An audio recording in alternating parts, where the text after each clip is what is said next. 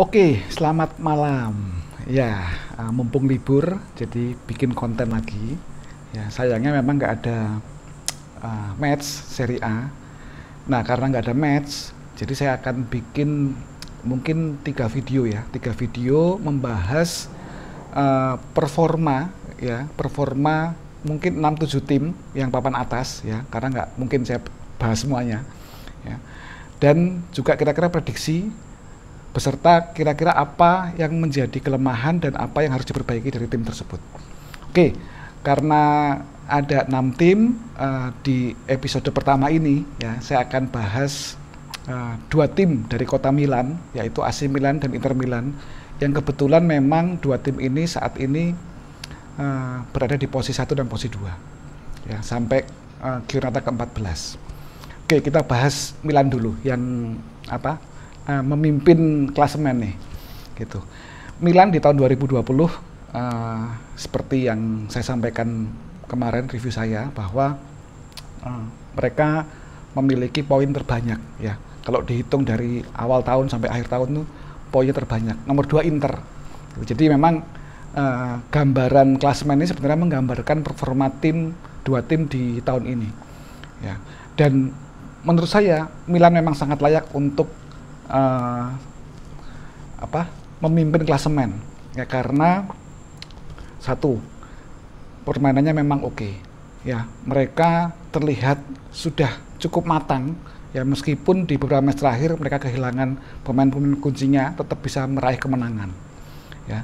Dan yang kedua, secara mentalitas ini Milan memang terlihat jauh lebih baik dibanding tahun-tahun sebelumnya ya, dan ini buat saya pengaruh Ibrahimovic ketika tahun kemarin dia masuk di tengah musim itu langsung membawa mentalitas yang sangat baik bagi Milan ya, performanya langsung naik, pemain-pemain mudanya langsung bisa memberikan kontribusi yang maksimal ya. Dan kalau kita tahu sebenarnya Milan ini kan berisikan hampir 95% mungkin pemain mudanya. Pemain yang berusia di atas 30 itu hanya Ibra dan Simon Kjaer. Ya, ada Tata Rusano kipernya, tapi itu kan cadangan. Ya. Praktis dari starting 11 itu hanya 2 pemain yang berusia di atas 30 tahun, dan semuanya itu masih sangat muda-muda. Bahkan mungkin hampir semuanya itu di bawah 25 tahun ya. Di belakang mereka punya Romagnoli, Theo Hernandez, Calabria. Ya, ada 1 pemain lagi yang juga tiba-tiba menonjol dan buat saya permainannya sangat bagus, yaitu Pierre Kalulu ya, 2-3 match bermain impresif ya. Di tengah mereka punya Ismail Benacher, ada Frank Kessie, lalu Hakan Çalhanoğlu ya, mereka juga baru membeli pemain Salamakers yang bisa langsung memberikan kontribusi. Kirinya itu ada Leao, juga kontribusinya sangat bagus ya. Mereka mendatangkan Hauge ya, ini juga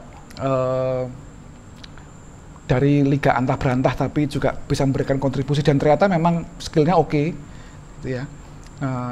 Mereka meminjam Ibrahim Diaz ya, yang semoga mungkin bisa dipermanenkan ya di depan, meskipun memang pengaruh dari Ibrahimovic sangat besar, tapi ketika dia tidak main setidaknya ada Ante Rebic yang juga bisa memberikan warna lain lah bagi tim ini ya.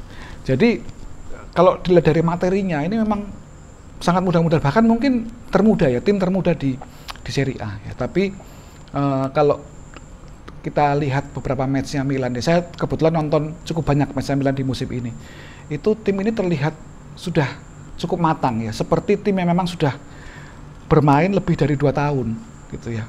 Sangat fluid ketika mereka menyerang, ketika mereka bertahan juga koordinasi cukup baik ya. Nah, kalau kita lihat ya, memang mereka ini kan menggunakan formasi 4-2-3-1 ya, formasinya Pioli pelatihnya. Dulu pada waktu dia melatih Inter itu juga menggunakan formasi tersebut, dan sebenarnya ketika Pioli di Inter itu juga menurut saya sebenarnya Pioli ini cukup sukses ya. Memang pada waktu itu setelah memenangkan beberapa match setelah beruntun, performanya agak menurun sehingga terus dia akhirnya diganti. Tapi at least ya, ketika dia men-take over Inter dari Frank de Boer ya kalau nggak salah ya, itu langsung penampilan langsung membaik. Dan ini juga dibuktikan ketika dia melatih Milan. Memang ketika awal-awal melatih, Pioli ini masih belum bisa langsung memberikan dampak lah. Tapi setelah Ibra masuk, ya itu kelihatan gitu. Jadi memang pengaruh Ibra ini sangat besar, tapi Pioli juga memberikan pengaruh yang sangat besar bagi AC Milan. Ya. Nah, kalau kita bahas sedikit nih mengenai bagaimana cara bermainnya Milan ya. Milan ini sebenarnya kalau kita lihat mereka tidak selalu untuk berusaha menguasai pertandingan, meskipun kalau mereka melawan tim-tim yang berada di bawahnya mereka ini menguasai. Jadi ball possession-nya mereka menang, tapi ketika melawan tim-tim yang relatif lebih berpengalaman dan memiliki materi yang lebih dalam ya skuadnya, itu mereka ball possession-nya mungkin cuma 45, 40 ya. Tapi secara ofensif mereka ini sangat efektif itu, sangat memanfaatkan pemain sayapnya yang memiliki kecepatan ya, Selemakers di sisi kanan, Leao di sisi kiri, dan memanfaatkan postur dari Ibrahimovic. Ibrahimovic kan ya kita tahu ya striker terbaik di dunia menurut saya, salah satu striker terbaik di dunia yang memiliki postur yang sangat tinggi, tapi atletivitasnya juga keren gitu. Nah, si Hakan Çalhanoğlu itu juga membaik penampilannya. Dia bisa melakukan passing-passing, pergerakannya juga cukup baik ya. Dan ketika menyerang itu sayapnya itu juga tidak selalu bermain melebar. Mereka sering masuk ke dalam ya. Lalu pemain tengahnya juga bisa mengisi pos yang kosong. Memanfaatkan zona kosong itu mereka terlihat cukup nyaman. Ya, sehingga ini juga membuat sulit ya defensif lawan. Ya. Di sisi DMF ya, itu menurut saya memang mereka memiliki dua pemain yang berkarakter saling mengisi. Frank Kessie yang lebih bertipikal sebagai breaker, ya, sedangkan Ismail Benacer yang bertipikal sebagai penyeimbang tim. Ya, ketika bertahan dia juga cukup lugas mengisi ruang-ruang kosong, menutupi beberapa ruang kosong yang memang menjadi tugasnya dia ya. Juga ketika menyerang dia bisa mengatur tempo dengan sangat baik, sehingga komposisi dua pemain ini memang klop lah, memang cocok ya. Memang ketika salah satu ini tidak bisa bermain, itu Sandro Tonali sebagai backupnya belum terlihat bisa langsung nyetel atau bisa langsung memberikan kontribusi yang baik. Tapi beberapa match terakhir Sandro Tonali mulai pelan-pelan membaik penampilannya, dan ini adalah progres yang baik lah bagi Sandro Tonali ya. Nah, cuman kalau ditanya apa sih kira-kira kekurangannya Milan ya, ya Milan ini kekurangannya adalah ketika mereka menghadapi atau mengantisipasi bola-bola dari corner kick. Ini mereka sangat sering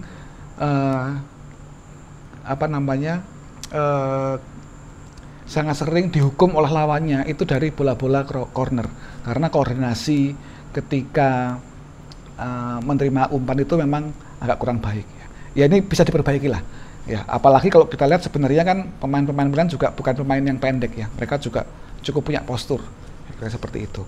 Dan buat saya itu Milan memang masih belum memiliki kedalaman skuad yang baik ya. Oke, pemainnya kebetulan memang lagi on fire semua, tapi ada beberapa posisi yang memang harusnya Milan bisa ditambah lah kira-kira nanti ketika bursa transfer musim dingin ya. Yang pasti dari sisi back itu mereka seperti belum memiliki back sayap penggantinya Calabria dan Theo. Diego Dalot ya kalau nggak salah ya, itu menurut saya belum lah, meskipun dia menampilkan beberapa match yang baik, tapi secara kemampuan dia belum bisa memberikan kontribusi sebaik kedua back sayap tersebut. Lalu di lini tengah itu juga buat saya kalau mereka kehilangan Ismail Benacer dan Frank Kessie itu Krunic ini belum nggak pas lah, dia memang bukan tipikal pemain bertahan, sehingga Milan membutuhkan satu lagi pemain DMF yang bisa melapisi dari dua pemain tersebut. Karena Sandro Tonali itu pun saya adalah tipikal CMF ya, center. Dia memiliki kemampuan untuk menyerang, bertahan, tapi tidak sebaik siapa namanya Ismail Benacer atau Franck Kessie ketika bertahan, dan tidak sebaik Hakan Calhanoglu ketika menyerang. Jadi emang pemainnya agak nanggung meskipun masih muda, jadi masih bisa dikembangkan. Ya. Di lini depan juga Milan saya pikir butuh membeli satu penyerang lagi, karena Rebic ini bukan striker murni ya. Ya mungkin nggak usah yang terlalu bagus, at least bisa menutup lubang ketika Ibra ini tidak bisa bermain. Ya. Nah, terakhir nih, kira-kira prediksinya Milan seperti apa? Yang pasti dengan permainan Milan yang mereka tampilkan sejauh ini, mentalitas yang mereka juga pertunjukkan, itu buat saya Milan akan mengamankan satu tempat di Liga Champions. Mungkin, dan harapan saya itu Milan tidak menjadi Scudetto tahun ini. Ya, tapi at least di peringkat 2 atau peringkat 3 kemungkinan besar mereka masih akan dapat lah. Jadi itu bagi Milanisti seharusnya di musim ini itu kalian patut berbangga lah memiliki tim yang memiliki mentalitas dan permainan yang keren. Nah, sekarang kita bahas Inter Milan. Ya, jadi tim kesayangan saya, ya meskipun dari segi permainan Inter itu masih ya belum dibilang menampilkan permainan yang sesuai harapan para Interisti, tapi at least di 6 match terakhir mereka selalu mencetak kemenangan, 6 kemenangan beruntun, dan ini adalah progres yang baik bagi Antonio Conte. Karena di tahun ini dengan materi yang mereka miliki, seharusnya Inter itu bisa bersaing untuk Scudetto. Ya, kita tahu di awal musim mereka mendatangkan Hakimi, yang lainnya kurang ya. Kolarov kurang ya, lalu beberapa pemain kembali ya, seperti Raja Nainggolan yang ternyata juga tidak bisa digunakan, Eriksen yang ternyata juga tidak bisa memberikan kontribusi dan akan dijual nanti di transfer musim dingin ya. Perisic menurut saya adalah tipikal pemain menyerang, sehingga kalau dia diberikan tanggung jawab untuk bermain sebagai left wing back itu menurut saya agak sia-sia lah, kemampuannya tidak akan bisa maksimal. Ya, kemarin dia dipasangkan dengan Lautaro untuk mendukung Lukaku, meskipun belum bisa memberikan kontribusi yang baik, tapi at least dia terlihat lebih nyaman. Ya, beberapa kali pergerakannya, beberapa kali dia bisa menjaga space, dia bisa membawa bola sampai ke depan dan memberikan passing ya. Jadi ya ini perlu dicoba lah, dan memang Inter ini butuh alternatif permainan yang lebih banyak ya, selain dari 3-5-2 klasik ya. Nah, kalau kita lihat ya sebenarnya ya saya yakin ya teman-teman Inter juga udah tahu semua ya, bahwa Antonio Conte ini adalah pelatih yang memang dia sangat sangat saklek lah ya. Saklek itu apa ya bahasa Indonesianya ya?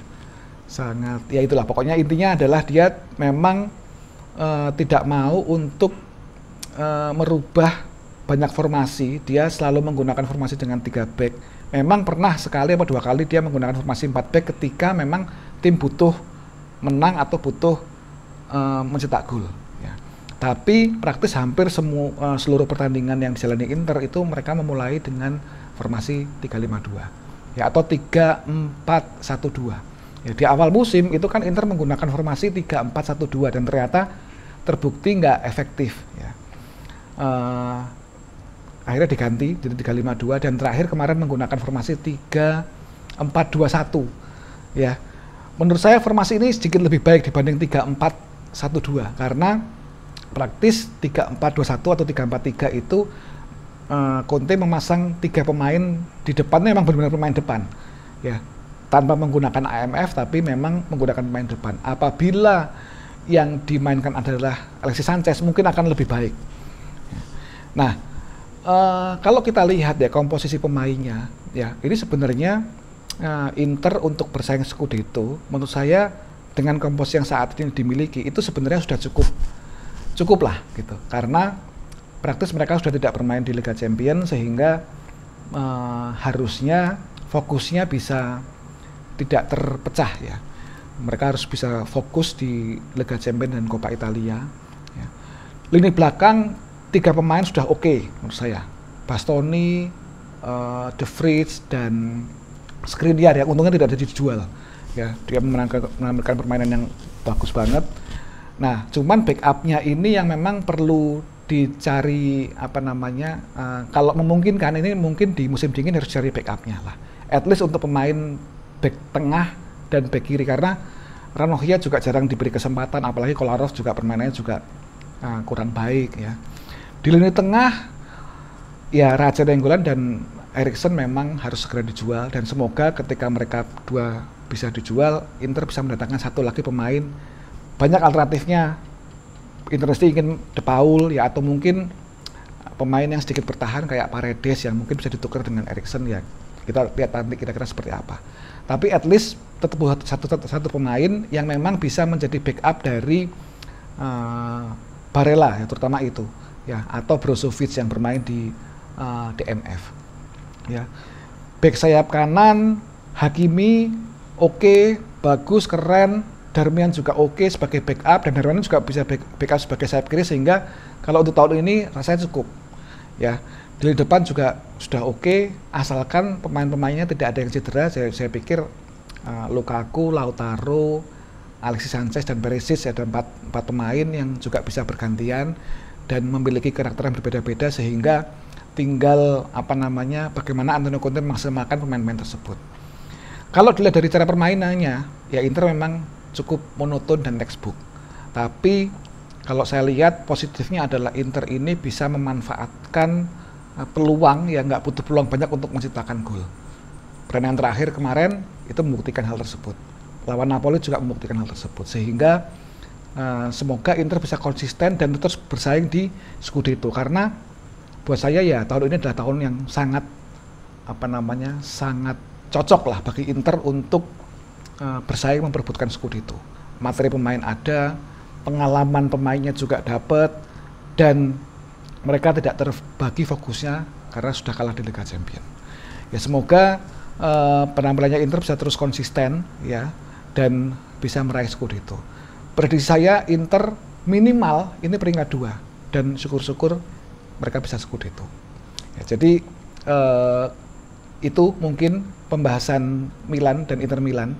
Ya, saya nggak terlalu banyak bahas Inter karena saya udah sering bahas nih, gitu. Di episode besok, episode kedua, ya saya akan bahas Roma dan Lazio ya, 2 tim dari kota Roma ya, kira-kira seperti apa performa mereka di 14 match dan bagaimana kira-kira prediksi saya. Kita ketemu lagi di video selanjutnya. Selamat malam dan salam Serie A.